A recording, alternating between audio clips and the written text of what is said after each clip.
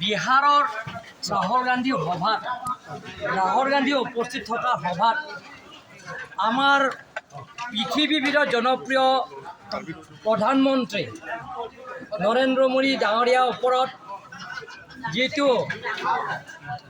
যিটো তেখেতে এই সভাতে এজন ব্যক্তিয়ে ষ্টেজৰ ওপৰত উঠি যিটো প্ৰধানমন্ত্ৰী এনেকা বেয়া শব্দ ব্যৱহাৰ কৰি যিটো তেখেতক সমালোচনা কৰিছে, তাৰ লগতে আমাৰ প্ৰধানমন্ত্ৰী মা স্বৰ্গীয় তেখেতৰ মাৰ ওপৰত যিটো তেখেতৰ ভাষণ দিছে, তাৰ ওপৰত আমি ভাৰতীয় জনতা পাৰ্টি হৈ আমি কণ্ডেম কৰিছোঁ। আৰু ৰাহুল গান্ধী আৰু কংগ্ৰেছৰ দলত আমাৰ ভাৰতীয় জনতা পাৰ্টিৰ তৰফৰ পৰা আমি কণ্ডেম কৰিছোঁ। গতিকে এনেধৰণৰ যিটো ভাষা তেখেত ওলাইছে, ৰাহুল গান্ধী উপস্থিতিত সভাতে এজন ব্যক্তিয়ে যিটো নেকি তেখেত সমালোচনা কৰিছে, সেই ভাষাটো যিটো